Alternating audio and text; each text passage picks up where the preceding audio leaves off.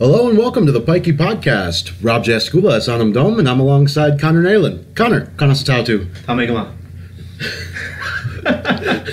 Thank you everyone for joining us. And remember, for any agriculture, hardware, or fuel needs, County Clare turns to one shop, Dan McInerney & Sons. Their friendly and helpful staff will get you what you need at a price you can afford. Conveniently located on the Mill Road in the center of Ennis. If Dan's don't have it, you don't need it. And ain't that the truth? That's the truth. Be sure to like, share, and subscribe to the Pikey Podcast, and throw us a follow on Twitter as well while you're at it, at Pikey Podcast. We got lots to cover today. The fallout from the Knackered on display at UFC 229. We'll recap the Clare hurling semifinals.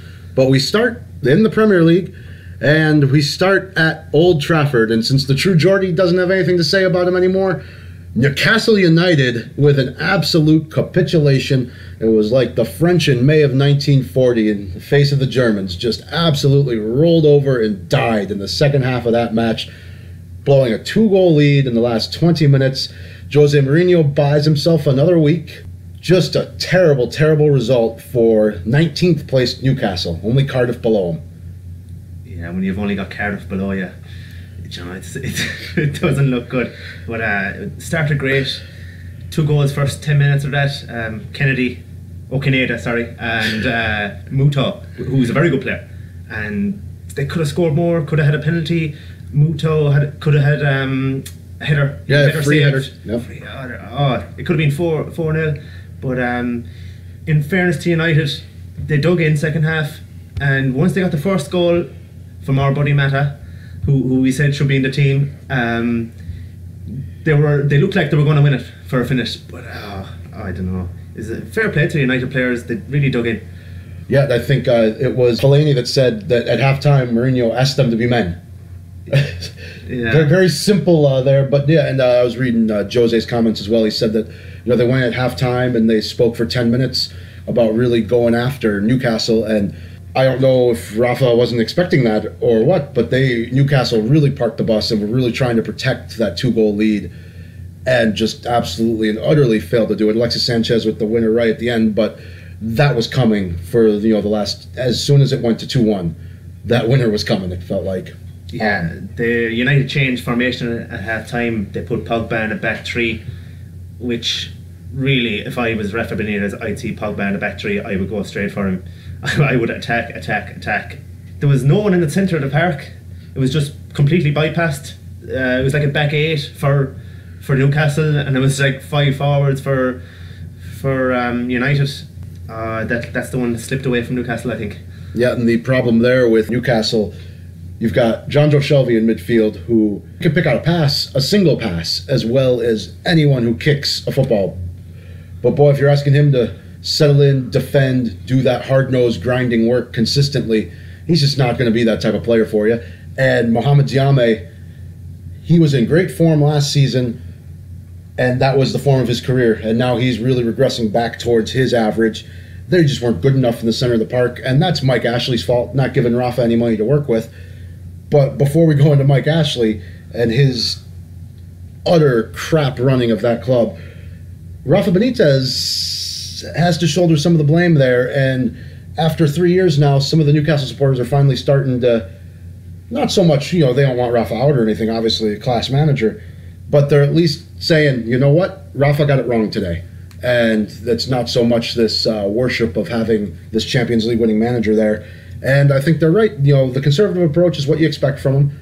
And throughout his managerial career, he likes to leave his subs late.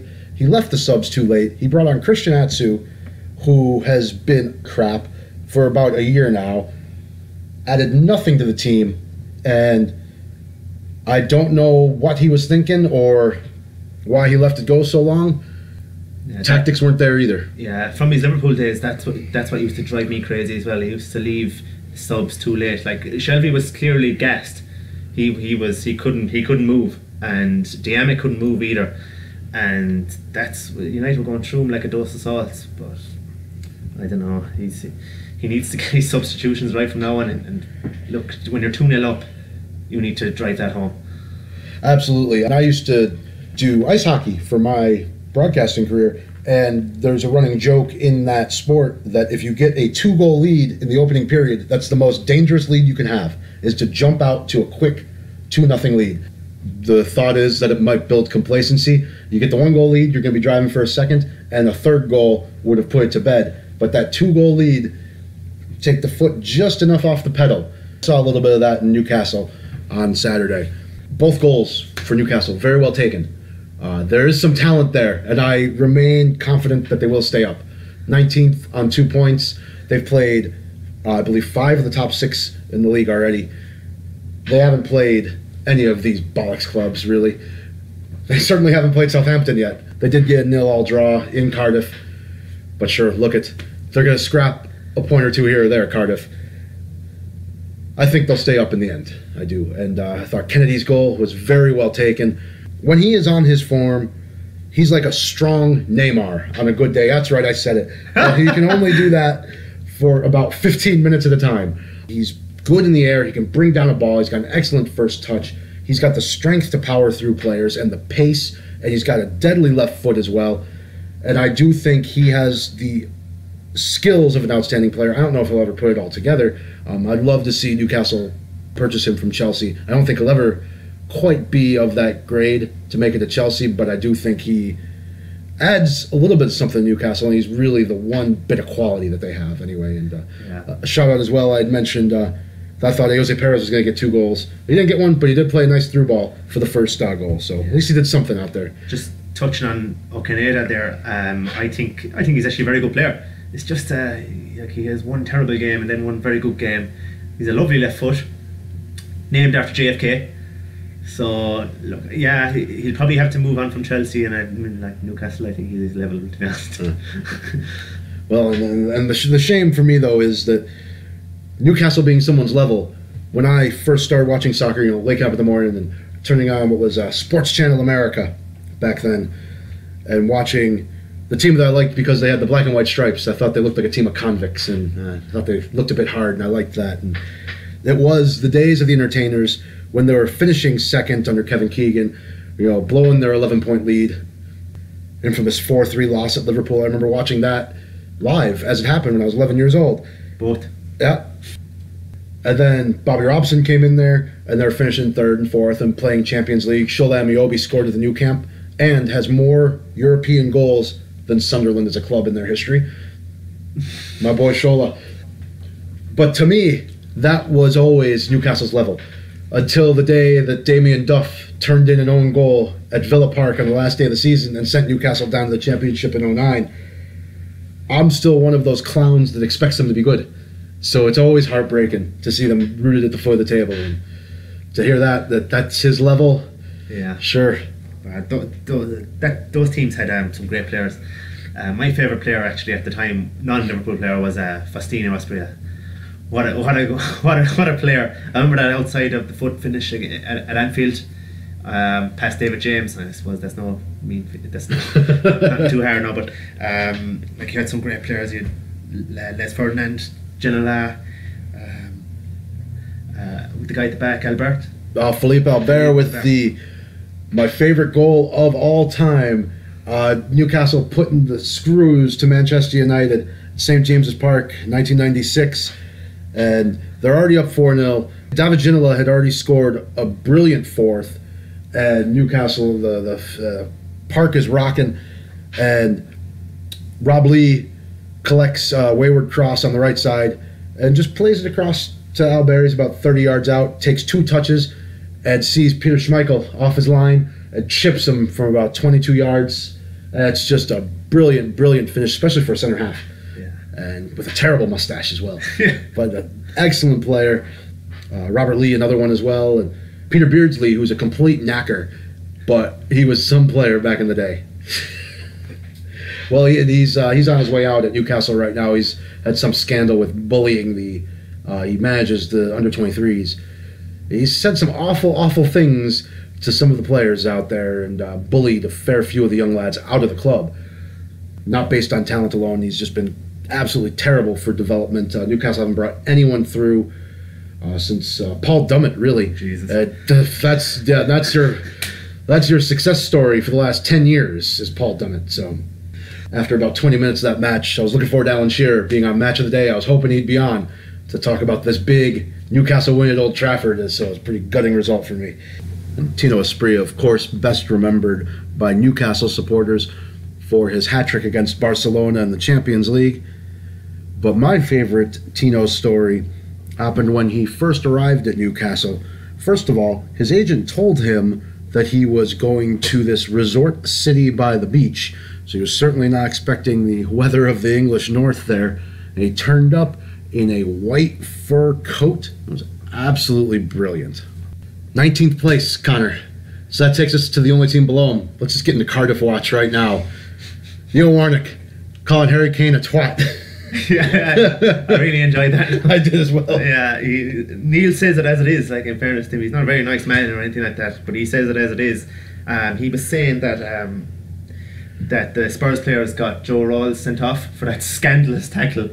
He could have very seriously hurt Lucas Moura. It was an awful tackle, and he has previous experience in dirty tackles. He cut Leroy Sané in 2 last year. And he's just a dirty player. He's no right to be in the Premier League.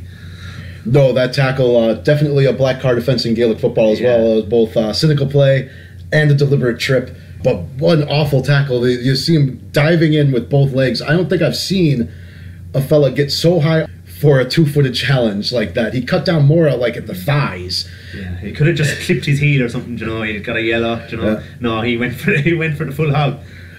Just Cardiff actually impressed me in the first half, and they really dug in. Looks like they're playing for Neil Warnock. They had a couple of chances. Alderweireld cleared the ball off the line, and I was almost impressed with them.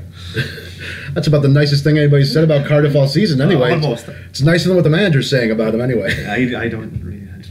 I don't know what he's thinking, to be honest. Speaking of not knowing what they're thinking, let's go back to Newcastle for a second. And part of the problem with their midfield there is that they desperately needed a better centre midfielder than Jonjo Shelvey or Mohamed Yame, and they brought in the Korean fella Key, but he just wasn't better than what they had, and that's an area of the park that they desperately needed improvement in. Mike Ashley's not putting any money into the club.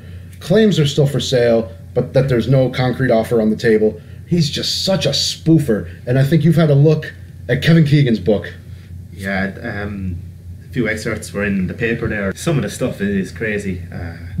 Kevin Keegan is banned from St James's Park, like a club that he built, transformed, played great football. I mean, you'll talk about your memories of the entertainers there in a little. Like he got guys like Tony Jimenez as his head of recruitment. Like, one excerpt said they had a transfer meeting one day, and Keegan asked him about Per Mertesacker, and Tony Jimenez said, like, who's this guy? And this guy he went on to, I think, have over 100 caps for Germany, played at a few World Cups. He was actually one of the best centre defenders at one of the World Cups. Another story from it would be the signings of Isco and Ignacio Gonzalez. I remember these. Yeah, YouTube players. Yep. Isco scored on his debut away at Hull. He did. Fair play to him. He did. He was the best. I remember that off the top of my head. Yeah. These were Dennis Wise players. He signed them. What a twat. What a twat is right. He signed them as a favour for an agent. So he said we can just park them for a while at Newcastle, like parking 2 players like they're cars, like just leave them there for a while, and that was the final story. Like, as a favour for an agent, like what was the favour? Like you brought in bails for him or something, was it? Well, and if you're doing favours for an agent, at least have the players be good players. Yeah. Like Wolves, they had 7 of their starting 11 last weekend were Mendes represented. Yeah. But they're Premier League class players. Yeah, international players. Yeah, some very good, like Patricio, the goalkeeper, World Cup player, Neves, Moutinho, Adama Traore, some great players there. Yeah, you know who else but is international but not a Mendes client on that side? Matt Doherty, PFA Player of the Month. So he's getting recognized, and I don't know if you've noticed this, Connor, but ever since we started this show, he has kicked his game up. Yeah, he's having a great season. Like, he got an assist last week, I think. He got a goal this week. I mean, come on, what more does he have to do, Martin? Like, and Cyrus Christie, like looking at Cyrus Christie yesterday, I heard from Robbie Fowler was like, this lad can't defend. He's just terrible. But like Matt Doherty's one of the most informed players in the Premier League at the moment. Give him a go, Martin. Jesus. Absolutely. And our good friend Stuart Cahill asked where we would play Matt Doherty if Seamus Coleman were hypothetically fit in the starting 11. Seamus Coleman getting on a little bit. If depends on what formation you play. If you play a 4-4-2, you could probably play Coleman right back, Matt Doherty as a right winger. Play 3-5-2, maybe Coleman as the right-sided centre half and Matt Doherty as the right wing back. So maybe that's how you'd work it. But just get him in the team, please. Absolutely. Let's move on to Liverpool and City. But before we do that, shout out to another one of our listeners, the All-Ireland winning Clare goalkeeper, Pa Kelly. Pa, I'm enjoying a very nice hot cup of tea at the moment. Yeah, it's very hot, Pa. Bit of a scratchy throat today after a heavy weekend. Yeah, called you out. You said you wouldn't be able to drink hot tea. It's delicious. I can confirm that it's tea and it is hot. Steam's coming right off it. Yeah. 0-0 draw, Liverpool. 0-0 draw. You could see first 10 minutes Liverpool absolutely went from, they were setting traps all over the pitch, they were setting traps on Fernandinho and Bernardo Silva, so they were basically letting them have the ball and then they were just all pouncing on them. And when they didn't score in the first 10 minutes, it was looking like a 0-0 draw. Yeah, I was kind of happy, to be honest. It was a 0-0 draw with nothing happening, because after all the UFC and the Premier League game and stuff like that, I needed something to bring me down. Absolutely. Dejan Lovren had one of the best tackles I've ever seen. It was a great tackle, yeah. Oh, fantastic. Brilliant tackle. I thought Van Dijk was brilliant until the penalty incident, and I also thought Laporte at the back for City was brilliant. He's an excellent player. I think he's going to... Two of them could end up being the two best centre halves in the Premier League. James Milner did the hammer, though, for Liverpool. He's going to be out for about a month, they're saying now. It's, like he's a vital cog of that team. Like, he's getting better with age. He just covers so much ground. His running stats are the best in the Premier League, game by game by game. He's just brilliant. He's so effective, and he's not afraid to throw himself about either. Like, he sets the tone, and he's just a brilliant player. And he's been playing in the Premier League since 2002 when he was 16 years old, and it's amazing to see what legs he still has. Yeah, like when you think about Rooney, he started 16 years of age as well, but I think the lifestyles there would be a good bit different. James Milner doesn't drink, only hot tea maybe, and Rooney loves a few pints. he loves his few pints. Actually, a good story about Wayne Rooney and his pints. He got injured before, I don't know, won the Euros or won the World Cups or whatever, and he was trying to make it back in time for them, and Mark Lawrence was out in Vegas one night, and who did he meet out in Vegas trying to get fit for the World Cup? Only Wayne Rooney, and he absolutely bladdered. Getting the liver in shape anyway for that's after getting knocked out.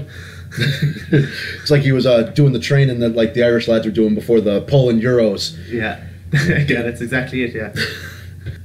We got a request from one of my American friends that has enjoyed your takes on the soccer so far throughout our first few episodes, and he wanted to know your thoughts about Alex Iwobi. I like him. Very good player, great skill, very athletic. He's improved, and I think he stagnated last year under Wenger. Wenger's record of bringing young players through over the last while was terrible. You see the likes of Alex Oxlade-Chamberlain, when he left he got better, and now Wenger is gone, Alex Iwobi's improving. He just needs to add a bit more end product to his game, more goals, more assists, but he's playing very well and he's keeping Ozil out of the team. That's some player to be keeping out of the team. Yeah. Whole side kind of stagnated though the last year and a half under Wenger anyway. Yeah, like yesterday they won 5-1. They started with like Iwobi and Danny Welbeck and stuff like that, but he's getting the best out of him. Yeah, I'm kind of getting scared about them, to be honest. And that goal, Ramsey's goal. Fantastic goal. The third goal, I think it was. Yeah, oh, what a goal. And come one other Premier League squad to discuss, Southampton. As you've said, what is the point of them? And they've been absolutely shocking ever since Ronald Koeman left that club, and they are I think one of the reasons why Newcastle has a chance to stay up is how shocking they are. Yeah, they're terrible, really, aren't they? There's absolutely no point to them. Mark Hughes, what is the point of him? All he does is come out after games, talks about referees. We didn't get this decision, we didn't get that decision. Like, he was with Stoke last year. He basically relegated them, and then he got a Southampton job, and he barely got them out of it. Like, it wasn't through his absolute managerial genius that he got him out of it, but I think he's fallen into the Neil Warnock mode now. I think, like, just not a very good manager. Sunderland of the South, the sooner they're gone from the Premier League, the better for me. Yeah, Sunderland of the South, I like that. Yeah. Moving down to the Championship now, Connor. The Aston Villa job, up in the air, and earlier in the day, it was looking like it was going to be Thierry Henry and John Terry in there. There's also been Brendan Rodgers touted for this job, and Mick McCarthy's still after it as well. But it's looking like Henry and Terry. Yeah, that's God only knows how that's going to go, to be honest. Thierry Henry, no experience. He's supposed to be a good coach. The Belgian players speak highly of him, but coaching and management are different things, and he's actually not supposed to be a very nice person. So I don't know how that's going to go. And Terry coming in there as an assistant, no previous experience. Good player, Terry. I think he was actually underrated how skillful he was. He's actually very good off both feet, very good passer, very good defender. But I think it's a smart move from Terry, or from Thierry Henry, to bring in Terry as your number 2. Like, keep a good close eye on him, like, you know. Keep a good close eye on your wife. Yeah, on your wife, yeah, you know, keep your friends close, but your enemies even closer. Like, I think it's a smart move from Thierry Henry. Had your wife.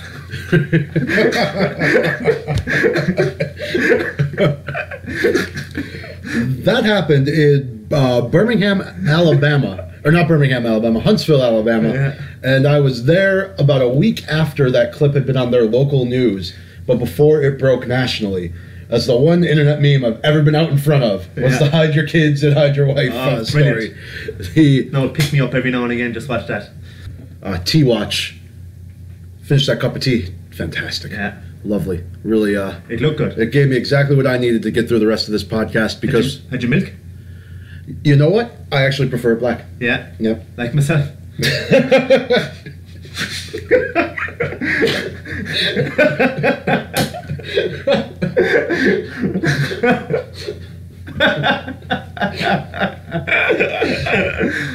We may have to edit that out now. Yeah, I think we may have to take a look at that one.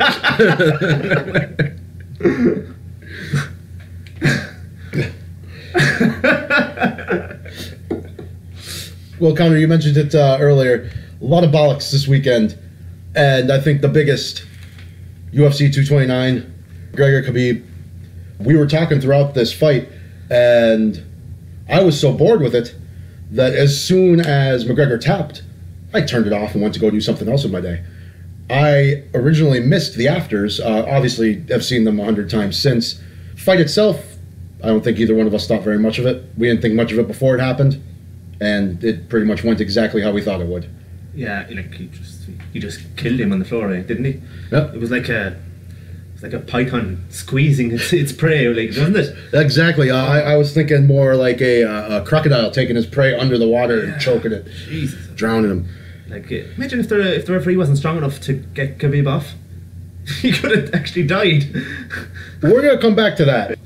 But yeah, as far as the fight itself went, the first 45 seconds or so, McGregor's striking looked all right. Khabib really impressed me with his striking throughout the fight in, the 3 minutes total that they were on their feet for. Khabib hit that strong single leg takedown in the first round, and that's why I knew McGregor was in trouble. It reminded me of watching at the 1996 Olympics before he was WWE superstar, when he was just gold medal winning wrestler Kurt Angle, had that kind of speed on his single leg shoot in, and that's what it reminded me of seeing. And it's obvious that McGregor was going to be in trouble and have an impossible task to stay on his feet in that fight. In the third round, right around the midway point, McGregor hit him with a very nice uppercut, right on the button. It didn't faze Khabib at all. It was the best strike that McGregor hit the whole fight. And as soon as Khabib was unfazed by that, figured that was his last shot at winning the fight. And sure enough, fourth round, the inevitable happened, rear naked choke. And with everything that happened with the afters, you're right. If it wasn't a little bit of a spoof, if Khabib was actually, truly that angry with Conor McGregor, he could have killed him. He was in a position to kill him. Yeah, he was in a position to kill him. Yeah, and he wanted to kill him. And to be honest, like McGregor talking so much shit about his dad and you know, his religion, whatever, like and where he's from.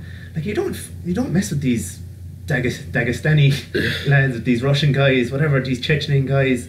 Like you just don't mess with them. The comments about the trainer having the passports on 9/11, yeah, just way out of line. Yeah, like these people don't see the funny side of that.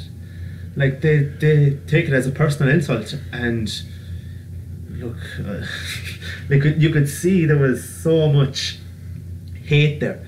They didn't even shake hands before the fight, and look, it was only going one way anyway. I've always kind of felt that with Conor McGregor and just with the way UFC is promoted in general, that they really do play up what Vince McMahon, when he was in the 80s, when he started referring to his pro wrestling as sports entertainment. And it kind of has always struck me as being that idea carried to its reasonable maximum in an actual competitive sport. So there's always just seemed to be some element of spoofery in UFC for me, especially with the way McGregor comes out and, you know, with his general behavior and commentary. You know, I don't necessarily think much of it. I get a laugh out of it, but I wouldn't take it seriously myself or necessarily think that he's doing anything other than saying what's going to make him the most money. I think everything he does is actually pretty well calculated as far as his promotion of himself goes. And I think you had a nomination for Spoofer of the Week. Yeah, my spoof of the week is Dana White, definitely. He did a good job of spoofing. Like, oh, I thought it was excellent. Yeah, he did a great job of actually, like he may have shown some remorse.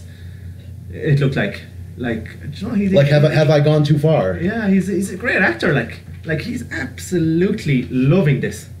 His quote was, "I've been doing this for 18 years. I couldn't be more disappointed." Like he's like the mother, and the child. I'm very disappointed. This guy is absolutely delighted with this. He's like, there's going to be a rematch, maybe a rematch. Khabib may get suspended for 6 months, but sure, does that really matter? Like they don't usually fight for 4, 5, 6 months anyway. Like if they get a ban from Las Vegas, they just go somewhere else and have the fight. And then it's Tony Ferguson's one as well. He's another kind of, he's a good fighter, but he talks a lot of shit as well. Like, you know, it's going to bring back the entertainment and stuff like that. It's good, but yeah, Dana White, what a spoofer. Yeah, I would say, as Kevin Keegan might say, he loves it. Absolutely loves it. He loves it, yeah. And I think his pocketbook loves it as well. Everybody's talking about this, and not just in sports. This made actual, regular international news because of the sheer ridiculousness of the afters of the fight.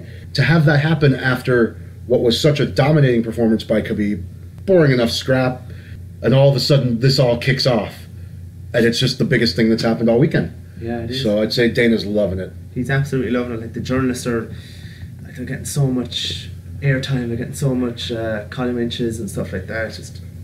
Just listening to him there today, like, they're just absolutely delighted that this fight, after the fight happened, because Conor McGregor may have gone into irrelevance very, very fast, because he's 30 now. He's not getting any younger.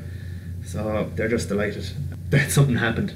I'd be surprised if McGregor fights more than maybe twice more, and I wonder how well that he has managed his finances, just out of curiosity, not knowing that, because he has made the UFC and himself a whole boatload of money over the last few years. He's the biggest star that they've ever had as far as crossover appeal goes.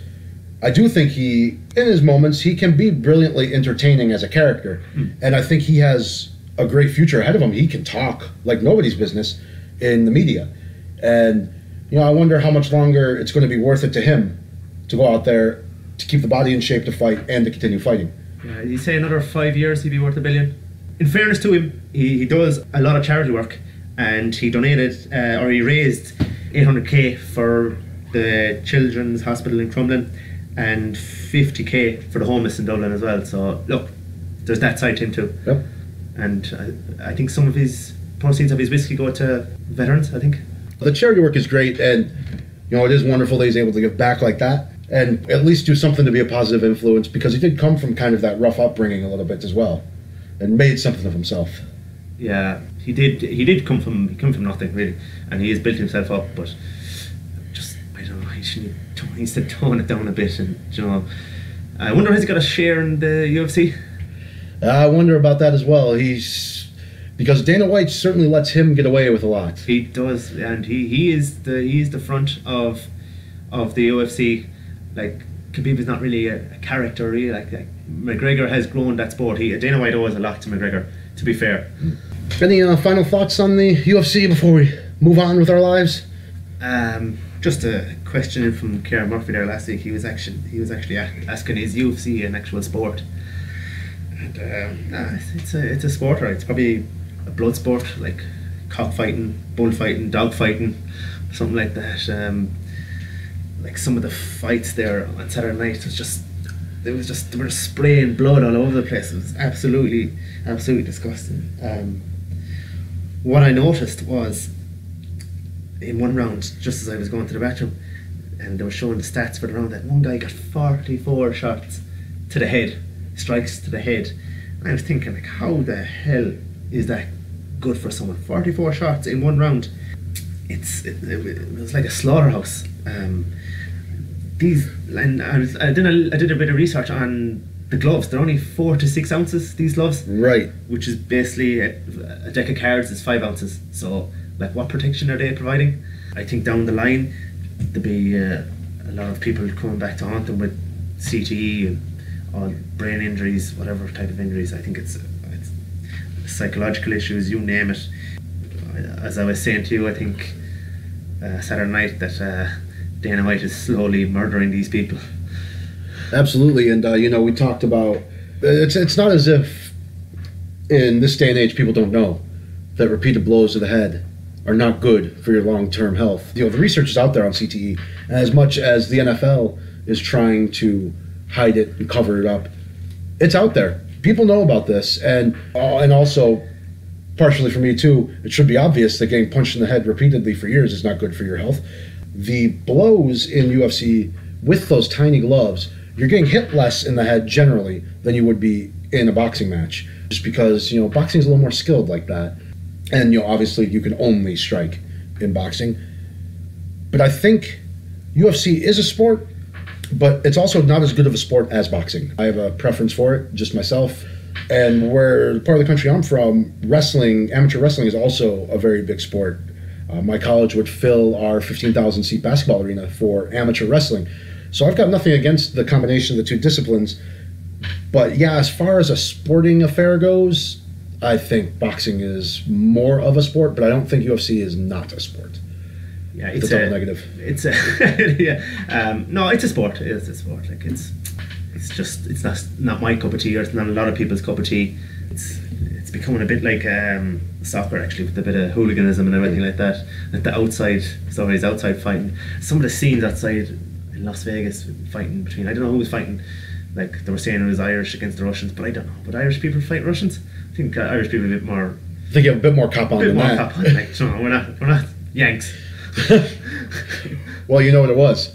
It was the Americans that say they're patties. Yeah, exactly. Yeah, the second, third, fourth generations. Yeah, the Irish granny, Yeah. They'd be eligible for Ireland anyway. Yeah. Maybe. Yeah. Yeah, no, the UFC wouldn't be my cup of tea either. And one more. My cup of tea was excellent. I'm going to have another as soon as we're done recording here. Was it limes or berries? It was berries. Oh. Yeah, I made a mistake there a couple months ago. Conor O'Donoghue in our club makes an excellent cup of tea. Nice milk, just the right amount of sugar in there.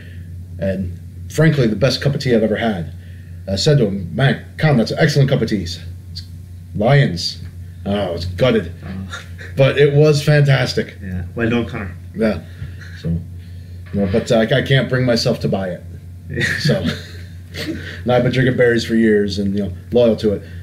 But I drink my tea like an absolute heathen. I leave the bag in the tea. I like the taste. I know that's popular around West Clare too. Leave the bag in it. Yeah. Milk it for everything. Exactly. Well, and you know what? I think we've spent enough time on Conor McGregor in the UFC for one podcast anyway. Yeah, it's using up hurling time. Thank goodness. I'm ready to talk about hurling. And I was absolutely gutted yesterday. Kameli coming up 1 point short in the Clare semi-final. Cratloe, 19 wides for each team. Yeah, for each team. Yeah, a lot of misfrees from Cratloe, open play wides from Kameli. Just very disappointing, really. Just couldn't get over the line. I think Cratloe led for the whole game. I think they did. Yeah, Kameli never led, and it was never level. It was never level, but like they were 5 points down, and they were got back to 1. Oh, it's just maybe a little bit of know-how. Like, I don't think it's experience, because these players are well experienced. A little bit of know-how to get over the line, but you know, they can be proud of their efforts, and they deserve their few points today. Yeah, the few of the boys listening back home that played very well. Definitely Brian O'Loughlin had an outstanding save on Conor McGrath. Not many people keeping him out of goal. Yeah, great save from Brian. Loves leg day. Derek Keane, 2 points from play, both very well taken from what I hear. Yeah, great points. I saw that the second one was on. Actually, no, the two of them were on Buff Story. So yeah, 2 good points. Yeah, on a good lad, and Mikey Hawes there as well, full back for Cratloe. I think Mikey O'Malley 3 points of it, like that. Sean O'Loughlin 3 points. Just never got that goal. Yeah, and the match never really seemed to really get going. Yeah, it was moving well enough, and there were chances left and right, and it didn't seem like there were too many frees until it really got laid on. Only one score in the first half was from a free, and it was from Cratloe. But boy, it was just the wides, really. That could have been one heck of a match of hurling without those wides, I feel like. Yeah, like you'd have thought that the day before between the Mills and Ballier would have been a lot more scrappier than the Kameli Cratloe game, but like their roles were reversed, and it's strange, really. Like, it is strange, because they're two very, very good hurling teams, very open, lots of skillful players, and it just never really took off. Well, you mentioned the day before, how about Tony Kelly scoring 1-9, 1-5 in the first half. Goal was brilliantly taken. He was just marauding through the midfield, and watching that on the Buff Story again, and he just looked unstoppable. Some of the scores were absolutely outrageous. Like, there were every sort of score. There were left side, right side, on the run, off the hurley. The goal was unreal. From his own half. Yeah, it was just unmarkable, really. They're going to be hard to beat. Ground getting a little bit softer, slow down the Cratloe boys. I think they'll have to double mark Tony Kelly, to be honest. I think they'll have to put 2 lads on him, like Kula did, I think, the All-Ireland final 2 years ago. They'll have to put 2 lads on him. They can sacrifice taking a corner forward out, because the Ballier full back line, they're good tight markers. They like marking. I'm not so sure that they like doing too much hurling, but they love marking. So they could probably sacrifice another guy and bring him out and to double mark Tony Kelly. I think that's the only way to stop him. He's going so well. And then what do you do about Niall Deasy then? Because I thought he was outstanding as well on Saturday. Yeah, he was good as well. And Jack Brown, like there's your great spine there. You've centre back, centre forward, midfielder. You've 3 of the best hurlers in the county there. And as far as the Kameli Cratloe game goes, what kind of difference would you have made in that one, Conor? Look at yours. It's hard to know. We'd probably have tipped the winner, right, yeah. Here's a place we won't go to too often, unless it's for the All-Ireland. Just go to Dublin. Good result for Anthony Daly. Yeah, great win against Kula. Twice previous All-Ireland champions. And Kilmacud have been getting close to them over the last couple of years. Like, they've only lost by 1 point and 2 points. And I think Ollie Baker was there before him, or Clare stalwart before Anthony Daly, sorry. But Dalo, like, you know, what a man. What a lad as well. Yeah. And you know, we had 3 lads from that club over. None of them were in that side. All footballers. So it was good to see good dual sport club there as well. So Dalo, what a man, like, John. Michael D is lucky he's not running for president, because I think Dalo could get in. Like, and vote for Michael D, by the way. The mind knows other spoofers. I was thrilled to see him at Croke Park when I was there last year. Yeah, Michael D's a bit of a legend. Yeah. Vote Michael D. We'll stay away from the politics otherwise, but I think that's one we can all agree on on this podcast anyway. Well, and you know, we both just mentioned there that we caught some of the scores on the Buff Story. I suppose TG Cahir didn't really miss much by not showing Kameli and Cratloe yesterday. wouldn't necessarily been the best exhibition to show on the television. But lots of credit to Buff. I know a lot of people give him a lot of stick. I'm one of the few people that enjoyed the cooking videos. But he is some man for getting out to the hurling and posting all the scores and getting the video that otherwise we wouldn't have seen. So fair play to you, Buff. This man should not be paying into games. No. He should get a season ticket for free, just into every game. Like, he's brilliant. And he's a steady hand too on the camera phone, like, which fair play to him, you know. Yeah. We caught an awful lot of scores, great scores over the weekend that we wouldn't have the hope in hell of seeing. Right. Fair play to him. He travels far and wide. We weren't hurting without television coverage of the Cameli match yesterday, though, because Clare FM's Silla O'Connor deserves a special mention. He was absolutely brilliant as ever on commentary yesterday. Play-by-play is difficult to do on the radio, especially for a sport that moves as quickly as hurling does. Like, jeez, the Offaly county final was on TV. Like, really, come on, like, who wants to watch Offaly hurling now? Like, you know, and a northern football game. Lads, come on, TG Carr, cop on. A northern football game followed by a brawl, the way it's going these days. We have to talk about that. I believe it's 3 nasty brawls in the last 6 weeks. Derry and one in Down as well at the weekend, and just some awful scenes. And I'd be the kind of man that doesn't mind a little bit of scrappiness. I think the Mayo Meath analysis from Pat Spillane in 1996, that's one of my favorite YouTube clips. Gives him a little touch of the elbow. But it's getting a little silly up there, and I was reading as well that it's spilling over, at least in Derry, into their county side, that there's no cohesion there with how terrible the scene is at club level at the moment. Yeah, it's sick to see, really, some of the rows. Like, everyone's just there, they want to show how strong they are, like with their tight jerseys, tight shorts, you know, big biceps, big chest. Like, they love the sunshine muscles, these tough lads. Like, it's, I don't know, they're angry. I think they're influenced by UFC, NFL players. Like, when an NFL player, like, when he does something good, he gets a first down or something, he's angry about it. He's like, why can't these people smile and celebrate it? Like, I did something good, I'll smile. They're angry. Like, the hopping the fence in Down, like, it was like the UFC game. It was like Khabib hopping the fence. It's just like, it's just crazy. Like, and Steve McDonald had a great tweet about it. Check him out on Twitter there. Do you know what? It's hard to put your finger on it. I know there's maybe, how do I say this, but a drug culture breaking into the GAA. Maybe these people they don't really know what they're taking, and they're having a bad reaction to it, and they're... Well, and having worked in professional sports myself, that can be an issue. There are some guys that are very into the sports science, and everybody's looking for their own edge. Whatever that edge is, everybody's looking for it. For some fellas, it's a mental kind of game, and you know it yourself. Some fellas, they need that physical edge, and some guys go to that level that they're taking any sort of supplement that promises some sort of gain without necessarily knowing what's in it. And it not even out of any malice a lot of the time. Yeah, there has been failed drug tests in the GA for anabolic steroids. I mean, there was a sad story there not so long ago of an 18-year-old in Limerick. His brain swelled, and it was found that he had anabolic steroids in his system, which is very sad. Like, these people need to be educated on it, really. If I want steroids, I know where to get them. You go to any gym freely. You go to the big Eastern European lad throwing the weights around the place. He'll get you steroids. There's actually a study done by the HPRA, a survey. Like, 1 in 5 would consider using anabolic steroids. This is taken from age groups 15 to 34. That's not good either. But I don't know, this violence needs to stop, and you need to, I don't know, will finding how will I say this, banning the players, would it solve it? I think you need to punish the club, big fines, or just throw them out of competition for a year. That's the only way this will stop, is throw teams out. You have to punish them on the scoreboard. Yeah, punish them on the scoreboard, right? Yeah. If they're not playing, they can't fight.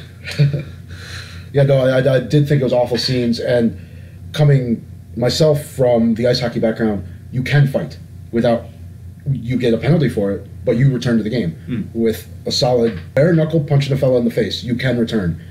But there's a big difference between a man-on-man willingly stepping up and doing that than a whole squad erupting into a brawl with the spectators hopping over the rail and coming out.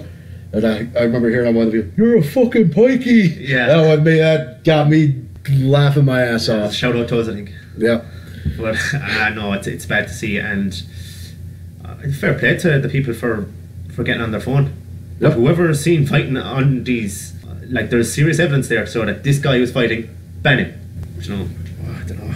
And you know, and you hate to say it, but you know, if an incident ever gets bad enough, turn evidence to the guards, you know, too. Yeah. If something even more serious were to happen, because someone could get very seriously injured.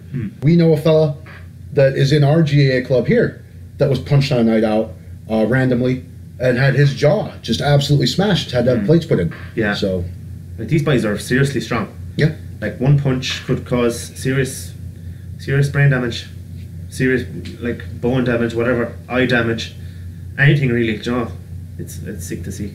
It's awful to see, you know, in an amateur game where you have work on Monday and you're representing your home parish. Yeah. And to have it go to that point where, boy, you might be getting seriously injured by a punch to the face on a Saturday night kind of thing. Yeah, look. Awful. Well, Con, that's enough depressing talk, I'd say, for the moment. I think you had one more soccer score to report for us. Oh, yes. Big shout out there to my nephews playing there the weekend. Liam got a hat-trick, and David was right back in the Gary Neville role. Very solid, didn't move too far, fair play to him. Hand up for offside. It's just a big shout out to them.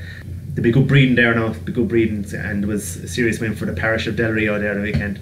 And big shout out to the mother then, she broke her nose there not so long ago. I told her a long time ago to give up that camogie, but she just won't give it up. Like, she said, one more year. And shout out to my niece then, her birthday there last week. Happy birthday, Kia. I've seen your nephews before, and those boys are going to be hard men on the football pitch. Yeah, they're either going to be cornerbacks in the NFL or cornerbacks, inter-county cornerbacks, I think. Good lads. Well, Con, I'd say we've just about covered it for this week. Next time on the Pikey Podcast, our friend Dara Bonfil came in too late with his request, but he wants to hear about, was it the ugliest 11? Ugliest and most handsome 11 in Premier League. Well, I can tell you what, Shola Amiobi is going to be on one of those lists for me. Yeah, and I have a fair idea which one. All right, thank you all for joining us tonight. Be sure to check us out. Twitter at Pikey Podcast. We're on YouTube as well. You can hear the podcast on SoundCloud.com. And we'll catch you next time. See ya.